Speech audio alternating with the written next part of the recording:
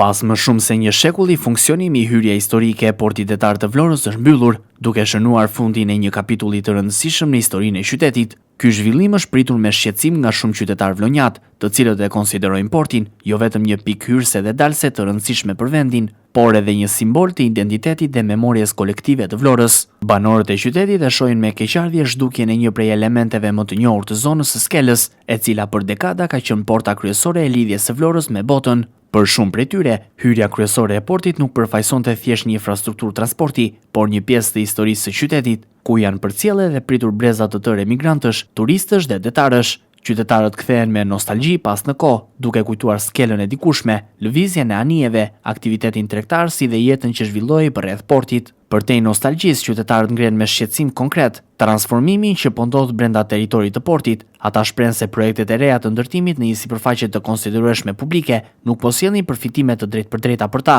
Banorët argumentojnë se apartamentet dhe njësitë që do të ndërtohen në këtë territor do të jenë të paarritshme për familjet e zakonshme vlonjate, për shkak të çmimeve shumë të larta, që arrin deri në 3.000 euro për metër katror, apo edhe më shumë. Prandaj lind pyetja, kujt po i shërben ky transformim? Unë jam vlonjat, jam skelar, biles ka lindur në Skelë diçka, po jam në punë dhe detyrimisht Po, hyrjen e portit ku e mban mend? Po hyrjen e portit ka qenë drejt për drejt siç është tani, te universitet, te ajo pavarësia. Siç është tani? Jo, tek pavarësia, po e ke parasysh te Muzeu Pavarësisë, në Brim me muzeun ka qenë origjinali.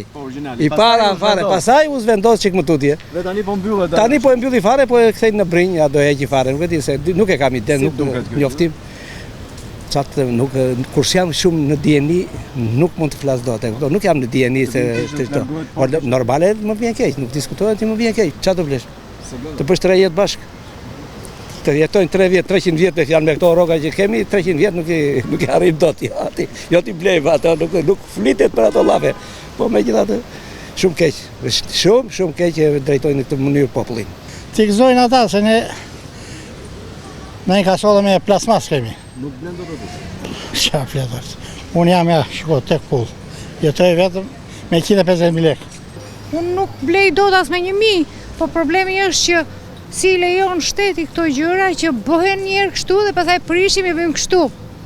Kjo është e keqa e shqiptarit, që rregullon edhe prish.